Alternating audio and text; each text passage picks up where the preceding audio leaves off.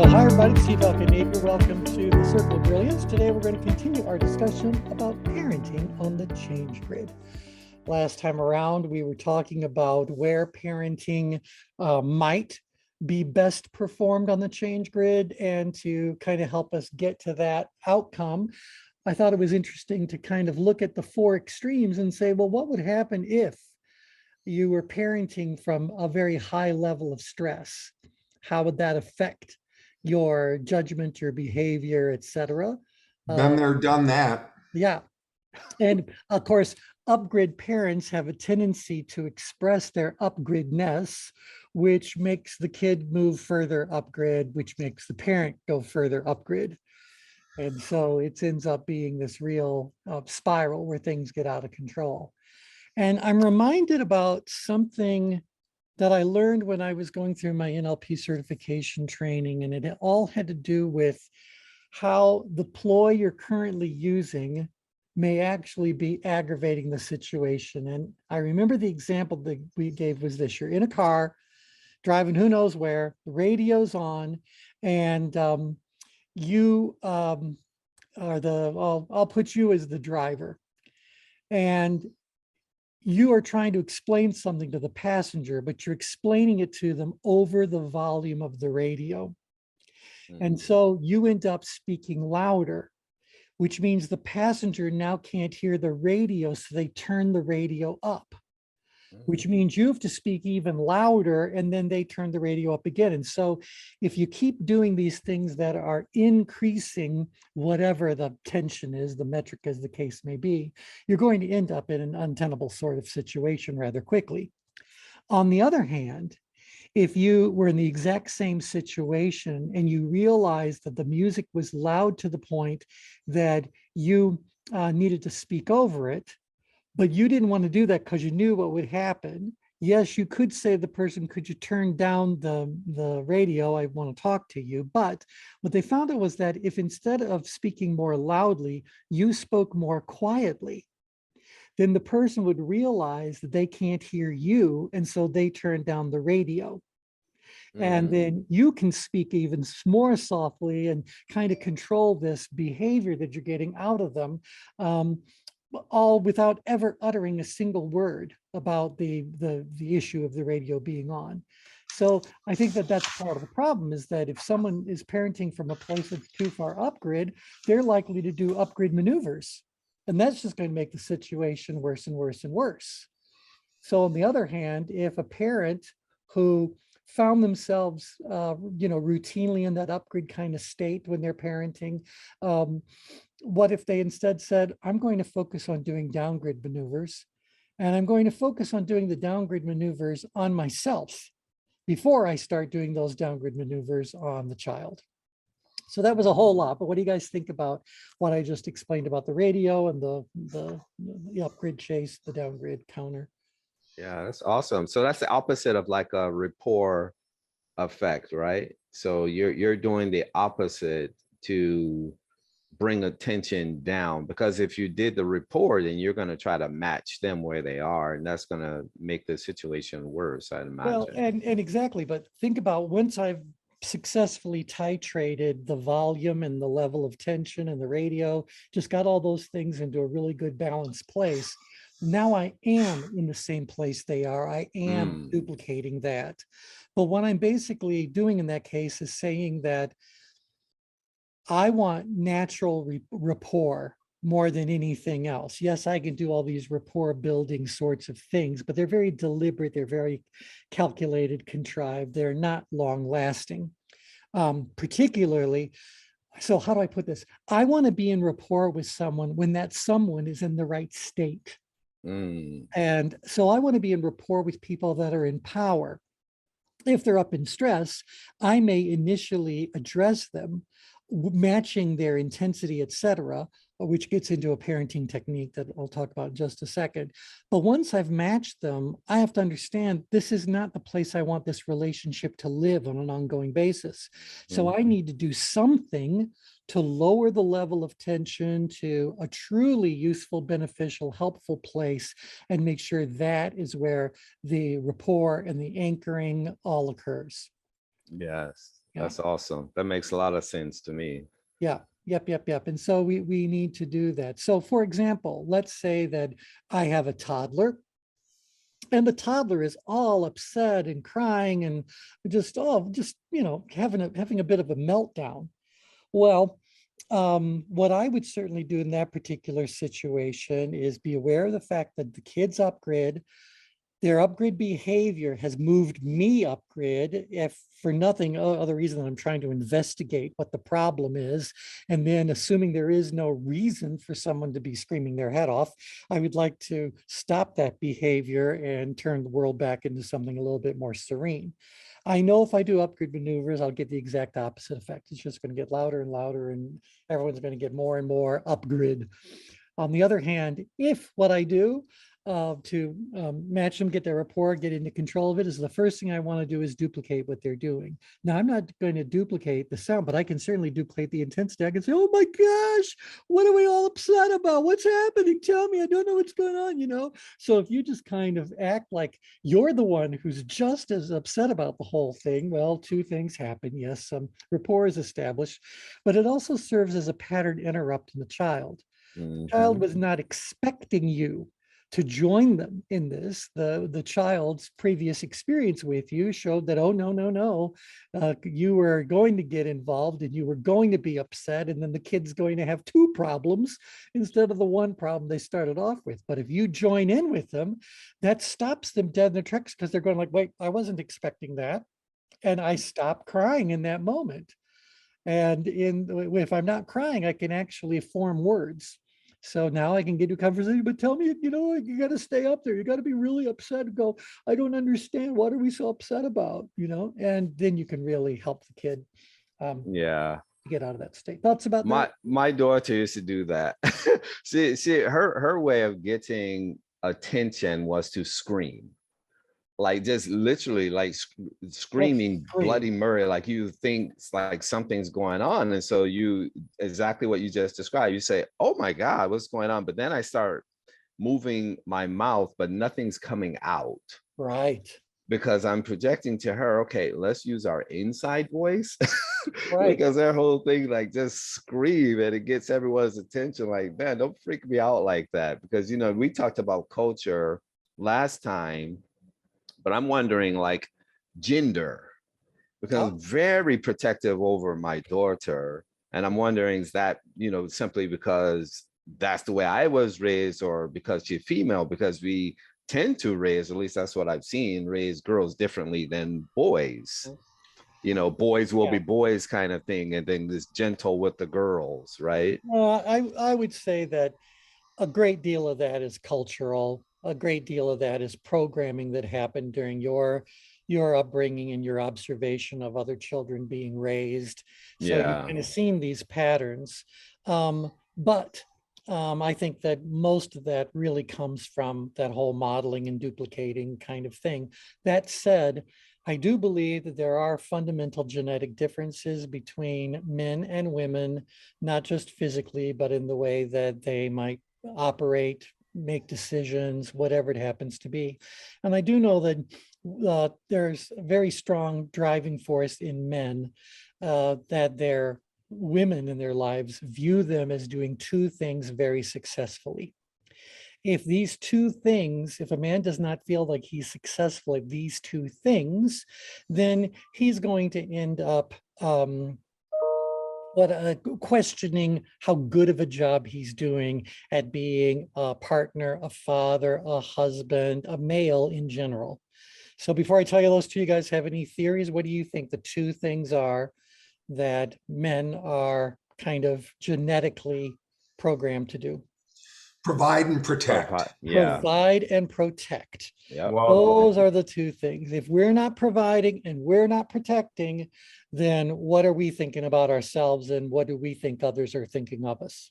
and so T, I was laughing when Brian mentioned the gender piece, and because and I agree with the protect. I'm that way about the women in my family, my mother Yeah, and my sister. absolutely. And I remember, and what caused me to laugh when Brian mentioned that was years ago when I was on a call with my mom, and she was telling me that my youngest sister had just gotten pregnant. I don't remember what I said to my mother, but it was clear that I was upset about it. Mhm. And my mom just broke out in laughter and she said, well, Tim, you're just going to have to get over it. That's her husband.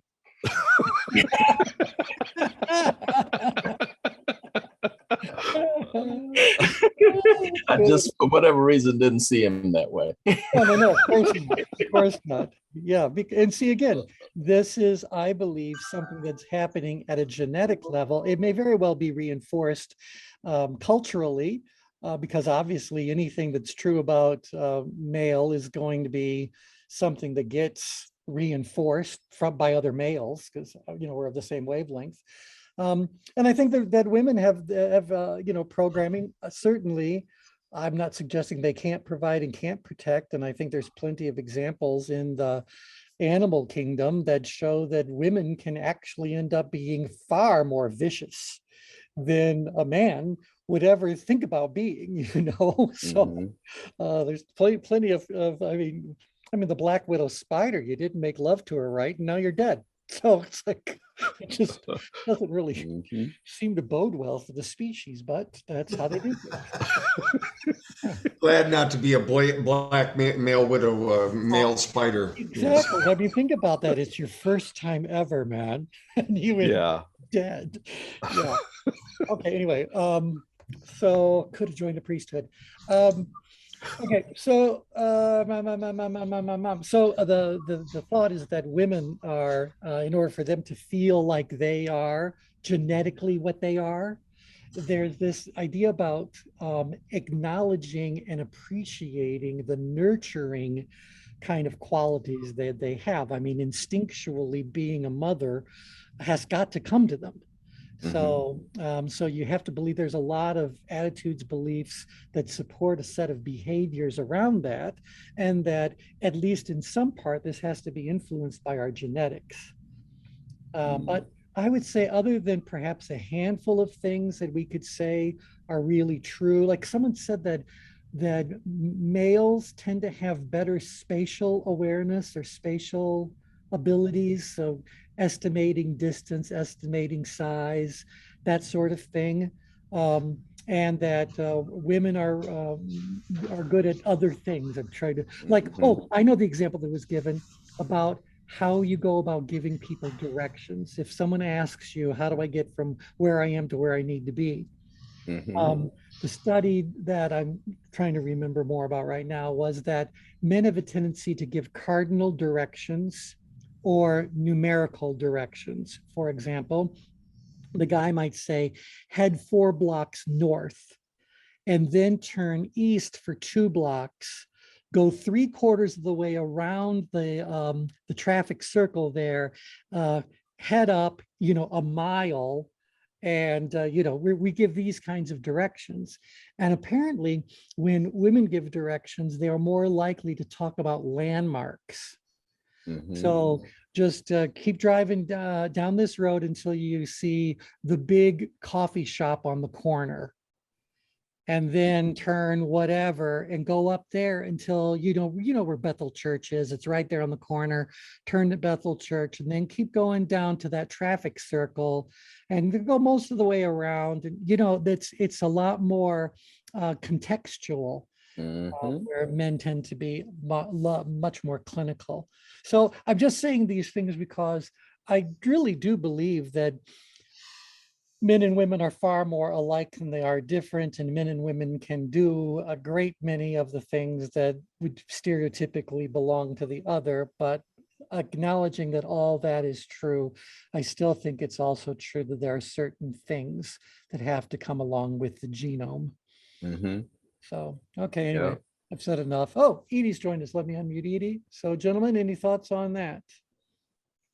Yeah, I think you're spot on with that, actually. I've seen the same kinds of studies before, and it makes a difference or explains the difference in processes of the right brain and left brain, so to speak. And women, if you look at the top of the brain, that gap called corpus callosum, is they have denser and it's more fiber rich corpus callosum. And so that's why it's always been said, I don't know, it's been researched that women feel and men can't, kind of thing. I think that's where that comes from. Yeah. But they have better connectivity to those contextual things and imagination and right brain kinds of activities. Interesting. Oh, I found the book that where the research was. It's called Brain Sex: The Real Difference Between Men and Women. And it is by Anne Moore, Moir, and David Jessel. Must have come out back in the 80s or 90s, I'm going to assume. And apparently you can get it on Amazon used for like $4. So, Ah, oh well, it had very its day. nice. This very provocative book, written in the atmosphere of the late 70s and 80s radical feminism, puts forward a strong and forceful argument that sex differences do occur. Okay, I got to sign in to see the rest of it, but I'll just tell you what I remember of it. But they said that while someone maybe, and I know today there's a lot of exceptions to the rule, but biologically male or female, they said that the brain gender exists along a continuum. And so you may very well have a male body, but that doesn't mean that your brain sex is the same. And it had nothing to do with attraction. It had nothing to do with any of that sort of stuff. It was just saying that the brain gets developed across a very wide spectrum, and certain patterns in the way the brain ultimately ends up being pulled into play would be found more readily in physical, biological women versus biological men. Oh, I just feel like I'm getting myself in so much trouble under the current climate of wokeness, but that's what the book says. So before they take it off the shelves for being provocative, Very nice. I want to grab a copy of it. It's laid out pretty well. You know, can I go back to what Brian was saying about the corpus callosum? What I always heard too, Brian, is that there was more communication. Oh, shoot. Wait, is that me? What the No, H? don't worry. Wait, let me see if I switch back to my phone. I'm in the car. Oh, no, you're fine. Go right ahead.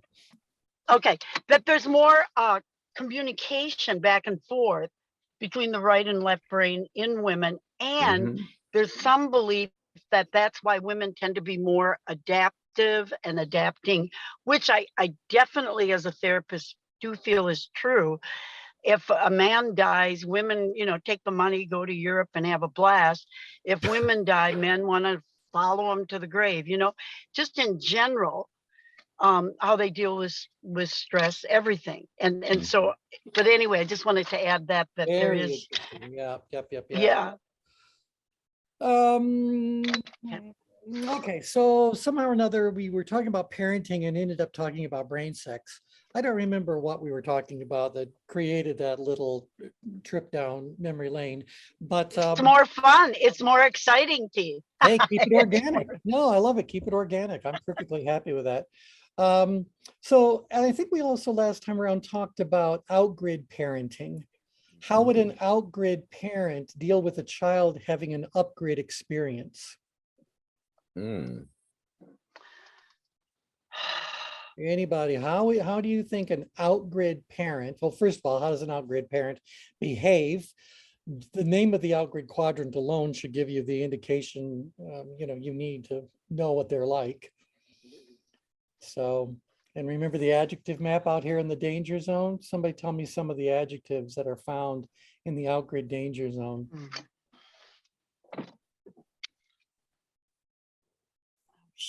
Oh, everyone muted all at once. No, these are things like, remember we said when someone is in a situation where their perceived level of challenge and their perceived level of ability are both high, but in balance, they end up as a driven driver, driver. Yeah. And remember that in the danger zone, those words become very much the behavior and thoughts of a perpetrator, a narcissist, someone who believes the rules do not apply to them. So this is where you'll find cruelty and brutality and warmongering and physical altercations, that sort of thing. That is the worst case scenario for the driver energy gone out of control.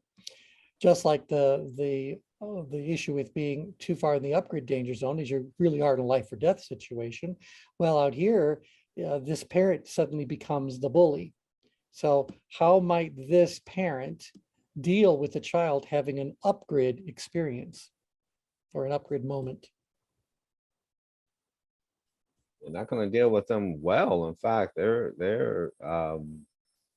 they're that far out grid in terms of narcissism, that kind of thing, I imagine there would be kind of, what's the word I want to use? Not shocked, but they probably will ridicule them. Yeah, Well, belittle. Yep, go ahead. yeah. Go Am ahead. I unmuted? Yep. You know, and I think they're the people that you see in the grocery store when the kid is crying because he can't have the candy bar. Mhm. And then the parent starts beating up on them. They make it worse. And then the Yep. more the kid screams, stop your screaming or I'm going to slap your mouth. Yep. And it's just that power struggle. Doesn't that happen? So the kid gets more Absolutely. stressed.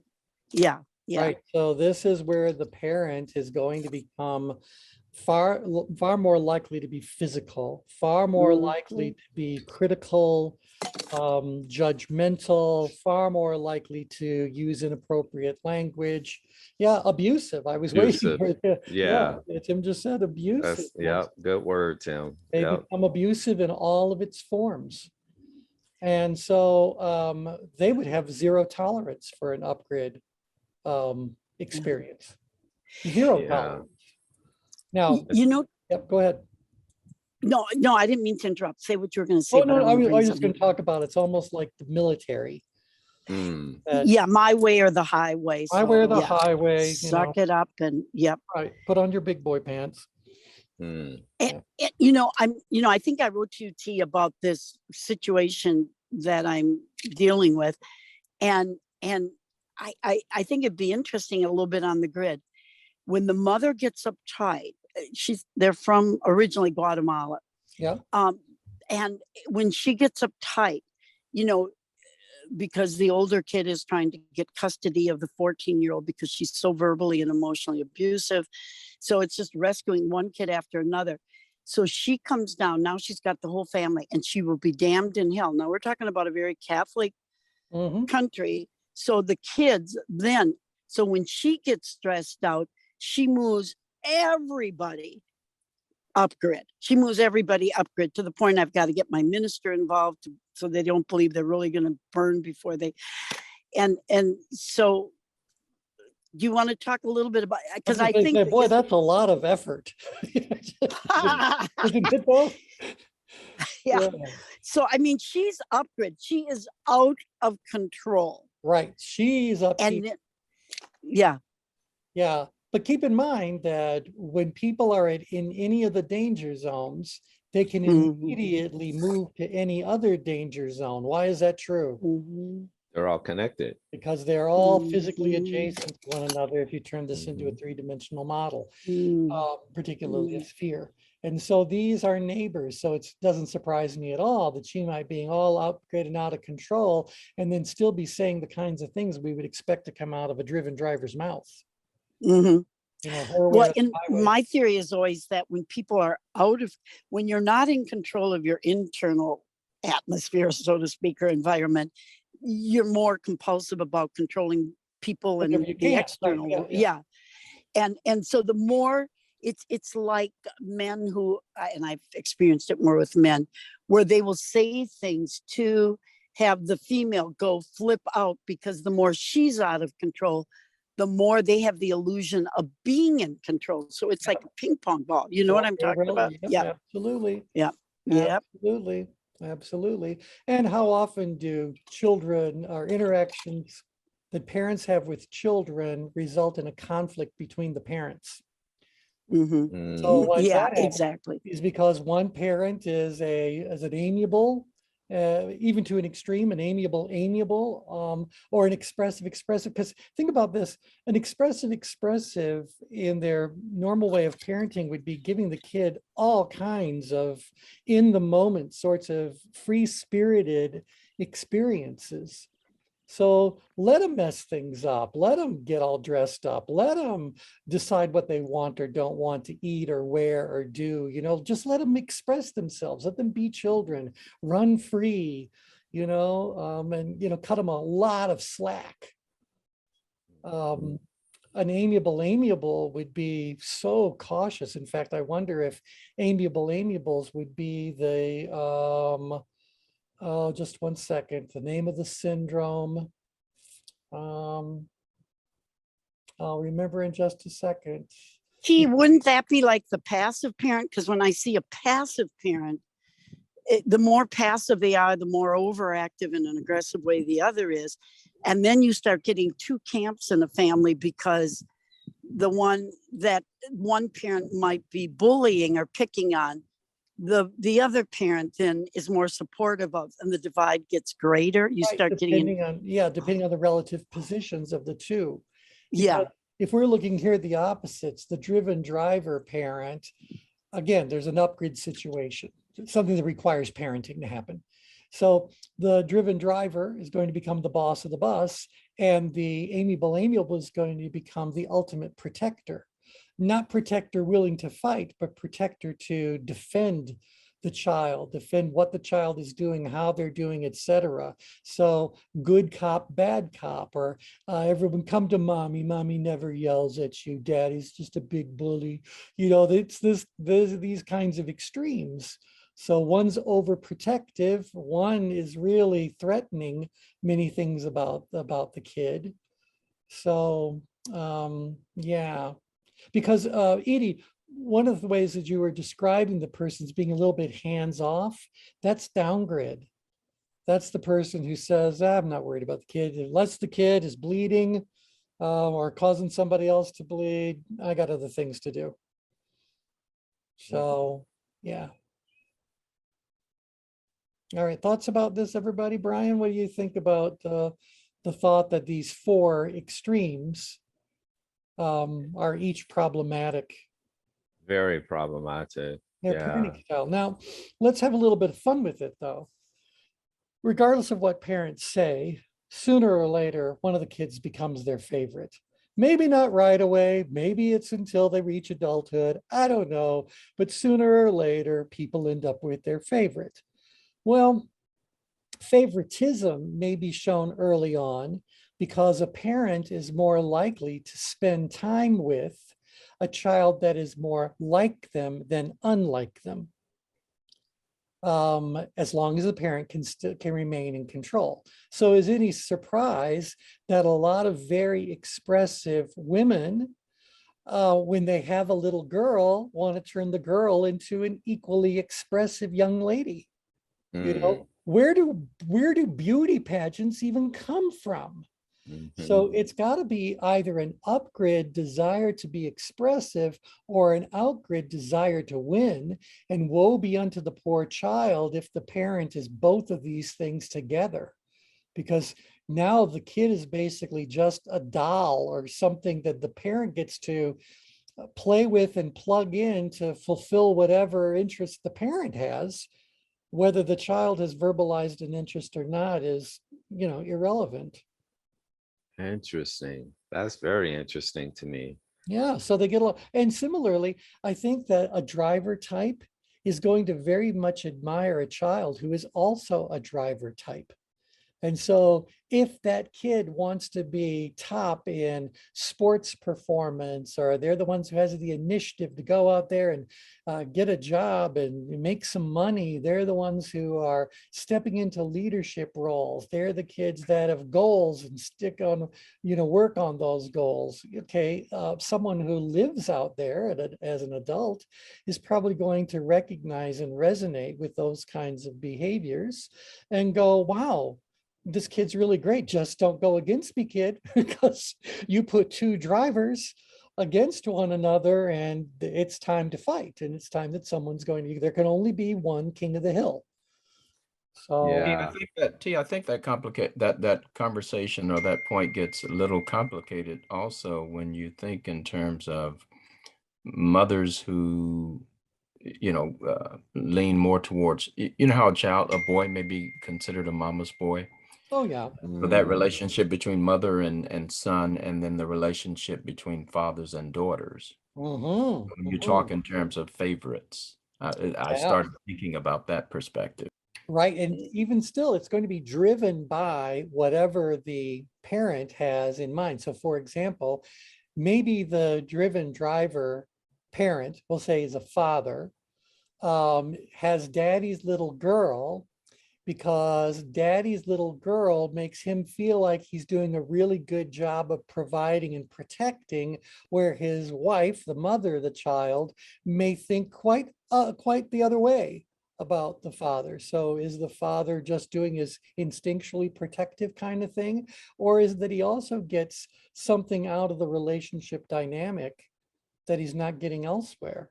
And similarly, Interesting. it may very well be that we'll call it amiable, for the sake of this illustration, we'll say that's mom.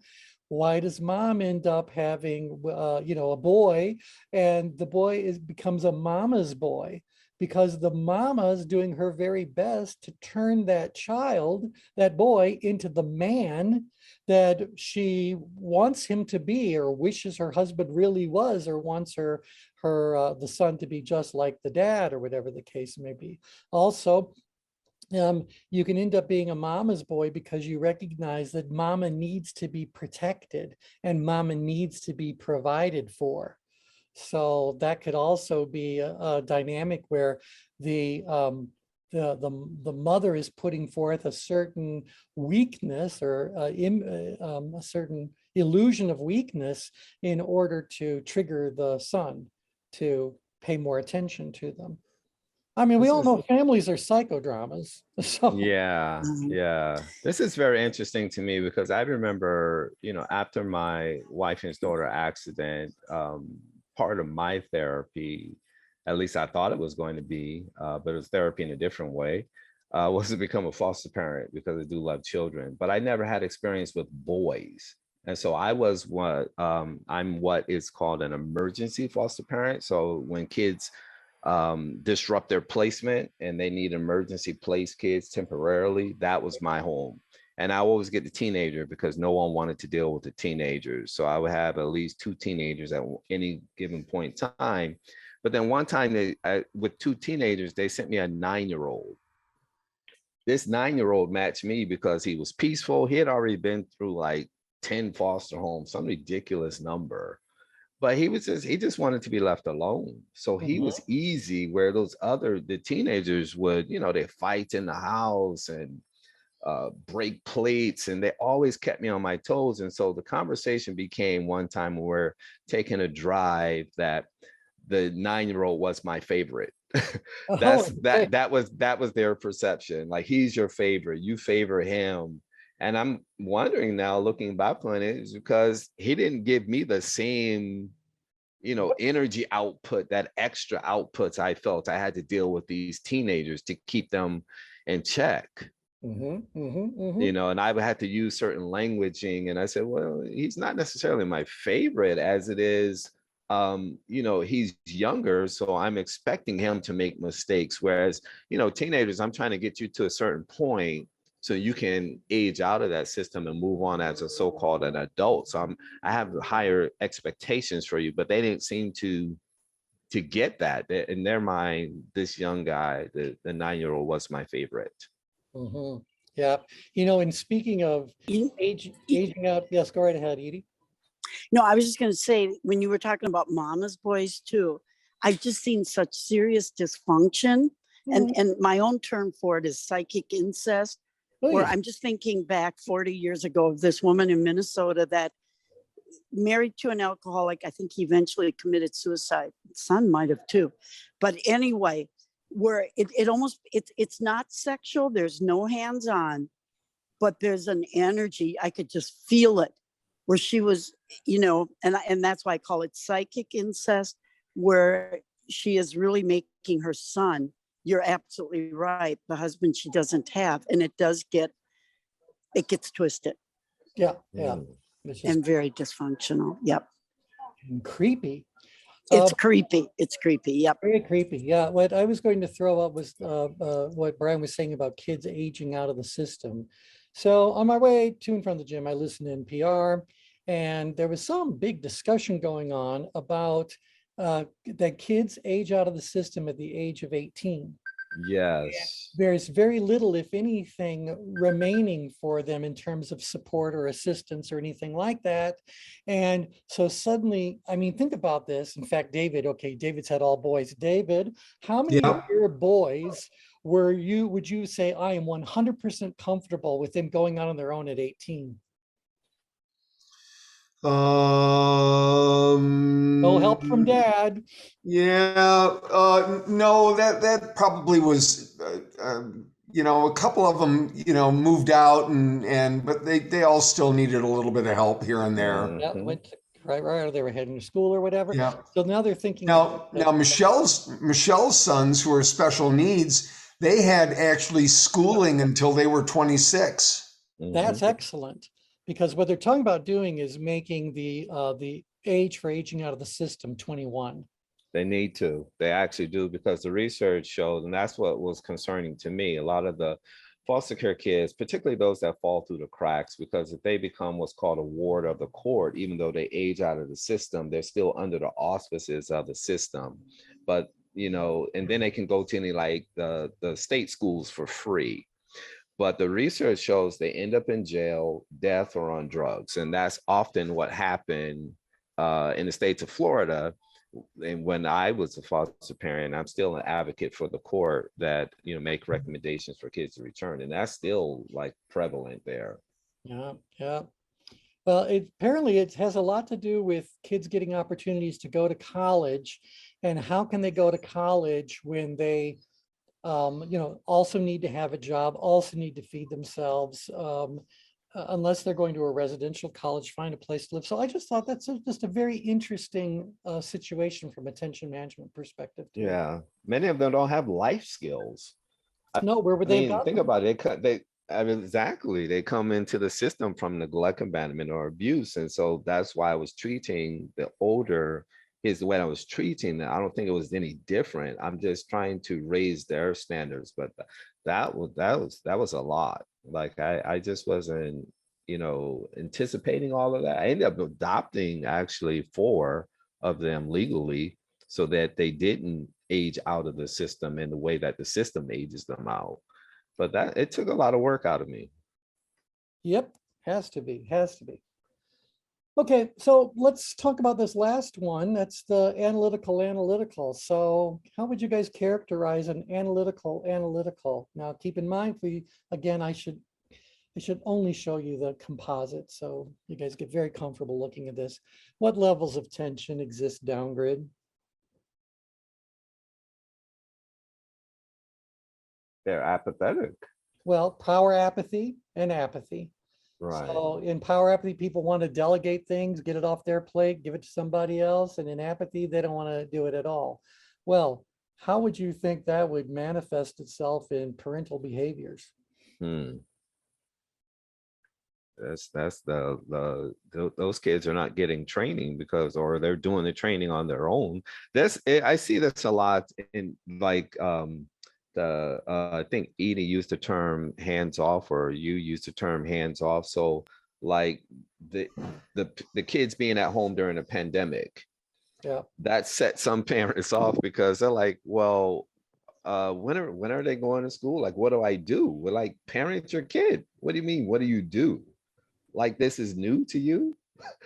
So they didn't want to be bothered. right. Yep.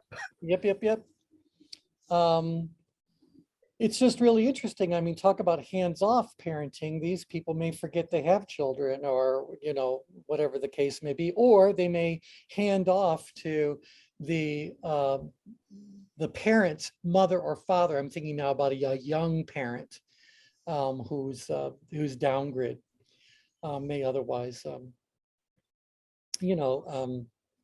rely on others to provide the care because they're too lazy, too disenchanted, too what? Well, they're too far downgrid. They're too apathetic. And you look about here, they might have some intentions, they might have some awareness that they have, but they're not actively engaged until they become a little bit more of that driver energy. going on there. Yeah. So, but how many, in fact, I'm thinking about specific situations in my own circle of friends and family members. They had a child very early in life, by like age 15, and she's already a mom. So, what do you do to parent a child when the parent is still a child? Hmm. You know, you're going to turn to others to help you raise that child.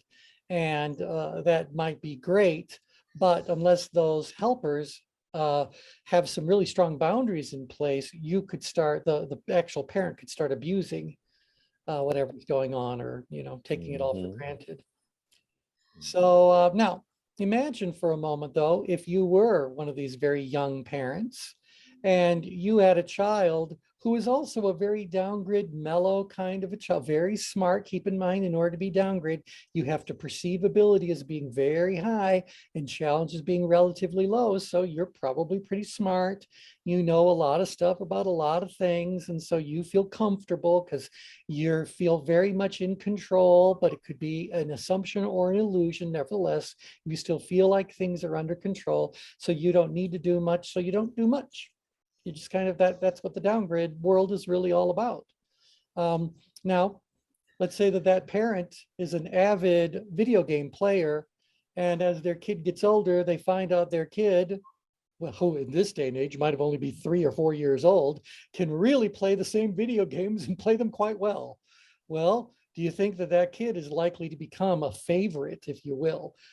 Maybe they'll get a little bit more attention because they're spending more time together, or because the parent is enjoying something or has something in common with the child. But, you know, what do you think is going to happen in the long run if you've got a downgrade child with a downgrade parent? Hmm. Sloppy kid. A Yeah. sloppy kid who might go as a flow and be very good. I'm sure we can come up with a movie that ends up exemplifying every one of these 4 things we've talked about. But how do you think a downgrade parent is going to get along with an upgrade child, Yeah. or That's an not. upgrade parent with a downgrade child, or an outgrade parent with a downgrade child? Hmm. Remember the movie The Ransom of Red Chief? But yes, in fact, I do. Yeah, There you go. yeah, exactly. But you know, there's all kinds of things we've seen that tell us what happens when you are with someone that is similar to you, or when you are with someone that is not similar to you. So ultimately, we need to be at the place where we say it is unhealthy for a child to be at any of these extremes. Mhm. We agree or disagree? Yes. Yeah. Agree. It is also unhealthy for a parent to be at any one of these extremes. Agree? Yes. Agree. Yes. So we're saying that life is really being lived then inside of the red circle. Inside of the red circle, make no mistake about it, parents, there's plenty of challenges heading your way, and there's plenty of frustrations, but it doesn't move you into a danger zone. So it's all a bit more manageable. I'm sure it's very much a growth experience for all parties involved. But you're not operating in any kind of an extreme reactive or domineering kind of a fashion, negligent Mhm. kind of a fashion. Take 5 young children on vacation, all under the age of 10, and then take them out to McDonald's for a meal. That's where I hit my threshold. It has to be that way. I mean, although there's others among us who would just say, David, how did this decision come to you? Let's take the 5 boys on vacation and let's take them all to McDonald's. Hard to leave one behind. Well, it's hard to Yeah. leave one behind. Yeah, I get that. I get that. You know, I mean, I've never been a parent, so my advice is of limited value based on its application in the real world. But Yeah. I think, were you alone? Was the mom with it? I was alone at the time, and Oh. there was one of those playthings, and I one bet. kid got stuck in it, and Yeah. yes, it was a And fun for those of you experience, who have very not met, upward experience. those of you who have not met David, David is a big guy. I mean, linebacker kind. Thinking about him crawling through those tubes. No, I would have wanted photos of that. Yeah. Yeah. Some parents came to my rescue. I would hope so. Yeah, David, you were into powerlifting. What were you? What was your power? I was teenage Mr. Michigan in 1973. Oh, well, there you go. So he's always been a big guy. So yeah, wow. There you go. All right. T, So yeah. T, before you go on, what is interesting is how does this happen? The dynamics of an upgrid parent, so to speak, influencing and creating a downgrid child, or take any of them. Because Yeah, you're looking at the dynamics there. How does that happen? You know what I mean? right. Well, Right. there's a What are they? disconnect. Yeah. So go ahead. Tell us more about that, Edie, and then David, tell us more about what you see the disconnect as being. Let him go on the disconnect first. Okay. Well, yeah, no, I mean, I've reached that point with my children on several occasions where, I see something as valuable and important. They may see it as unimportant and not valuable. I may see something as, important upgrade. They may not. I mean, children and parents have moments of disconnect. Yeah. Yep. Well, I think that's true, but I'm thinking of someone just now, and this goes back over 50 years in Green Bay, and she was a dynamo, and she was in the county hospitals and a real change agent. And her daughter was just a total mouse. And I just got the feeling that even though the mother wasn't saying, be like me, the Yeah. child was feeling the obligation to be like mom and felt totally, no confidence, no self. She was a mess. She was a mess. Yeah. And I think it's because her mother was just not pushy, but very competent. And so there's that natural, and Freud would go with that, Mhm. that comparison, compare, Right. despair kind of thing, even Yeah. though it may not be encouraged by a parent. It may not. Well, I do think that, in obviously there's a genetic component that's going to create a bit of a somewhat predictable variable in what the child's going to end up being like personality wise. So, Mhm. but I have to believe Exactly. that there's And still I'll going to be be, things that oh, come from nurture. yeah. Mhm. Mhm. Yeah. And by the way, one thing I was going to talk about a while ago, but it applies to this as well, was you guys know all about Munchausen by proxy? Yep. What was that? Do you guys know what Munchausen by proxy is? No. Okay, No. Munchausen by proxy, you have to check it out because it's really fascinating and twisted simultaneously. It's when a parent intentionally makes a child sick purely for the parent to get some attention. And so the parents will slowly poison the child, will consistently sorts of do things, and they want as much attention from the doctors as possible, but it ends up being the child is being physically, emotionally abused. And at Yeah, a there are no tests for becoming a parent. no. Yeah. But can you imagine if you've got something like we're talking about those disconnects, and even some of the unhealthy relationships a parent can form with children? I wonder if that's just a variation of this Munchausen thing.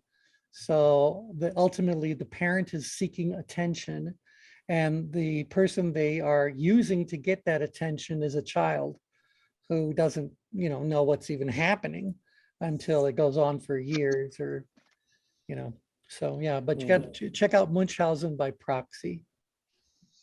And you'll see a lot about this. Okay, so now the next question is, now we're talked about people that are not so great parents, where would the ultimate parent then be?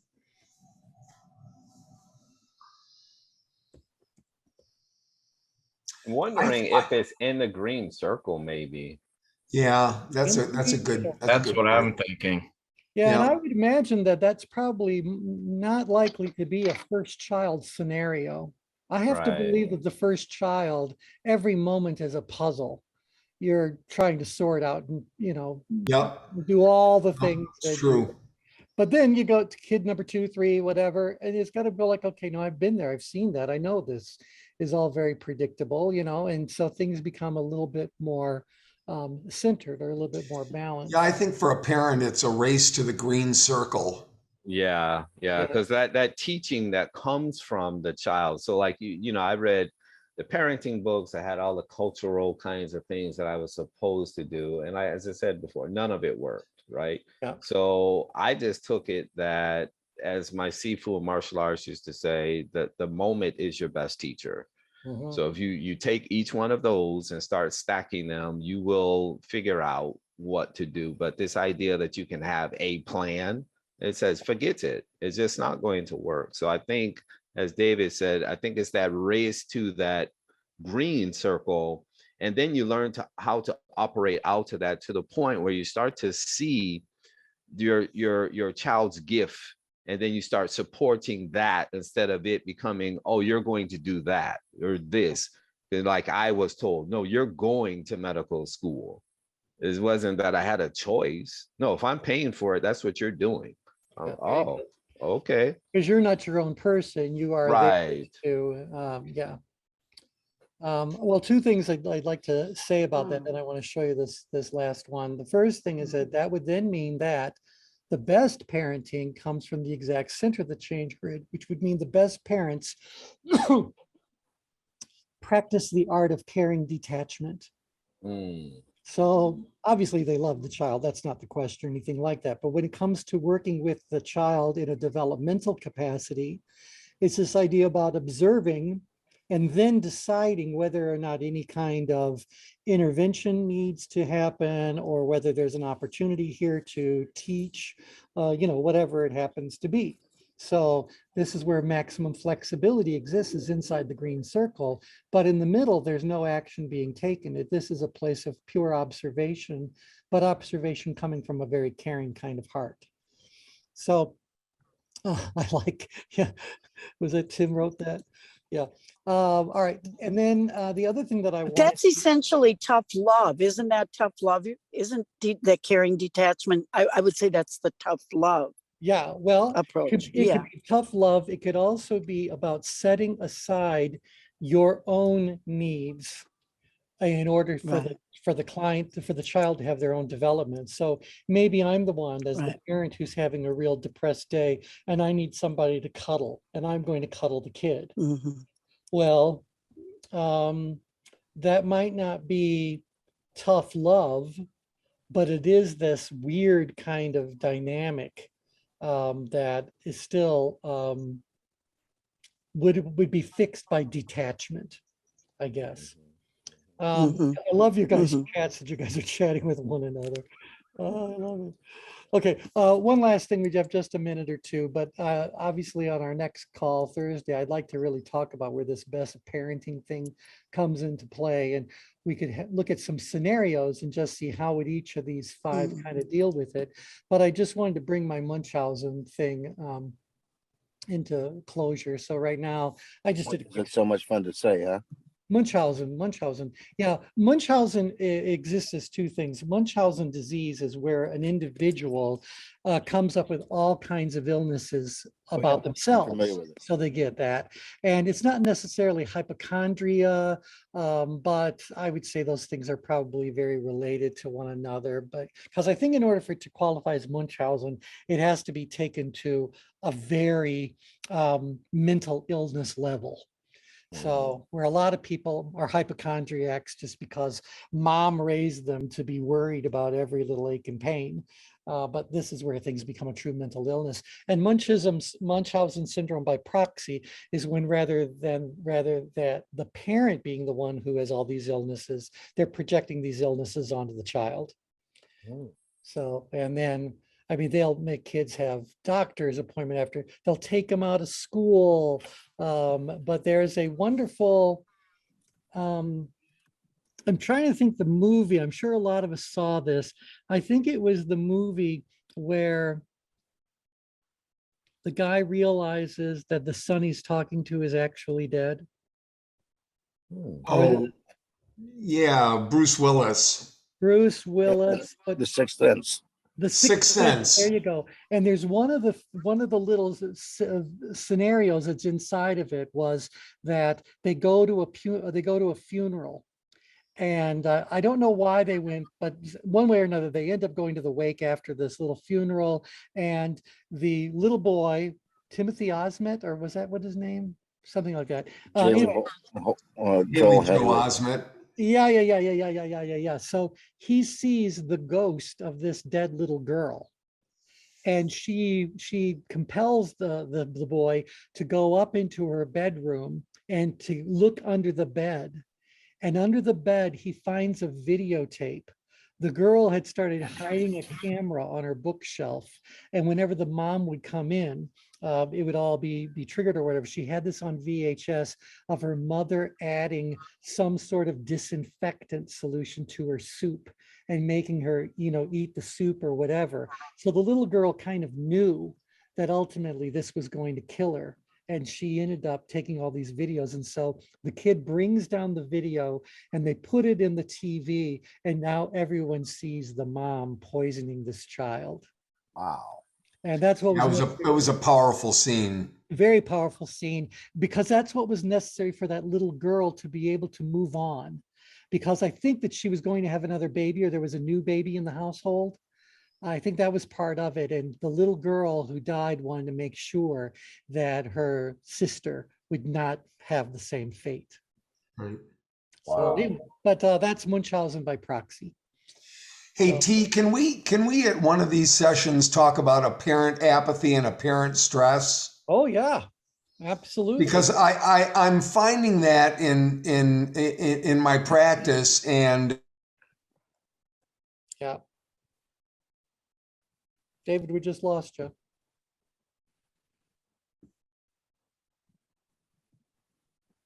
Anybody else there? I'm here. Yeah. Oh, you're there. There you Yeah, we go. lost you for a second. We didn't hear. You were talking about your practice and it's coming up in your practice. Oh yeah, no. I was just saying that I'm finding a lot of people exhibiting apparent apathy and apparent stress. Well, then let's make sure we go over it. We can talk about parents who are in apparent apathy or apparent stress. And by the way, there's also apparent power outgrid and apparent power ingrid. Oh, okay. Yeah, there's 4. It's a very dysfunctional set of things to look at, but they'll apply just as well to any other area of life as they do to parenting. So we can kind of do it all. All right. So thanks, everybody. It was good talking to you. And I will pick up where we left off. Enjoy your cement, T. Thank you. Back to the zen of doing brickwork. Thanks, everybody. Wow. Bye for now. Thank you. Thanks. Bye-bye. Take care, everyone. Bye, everybody. Bye.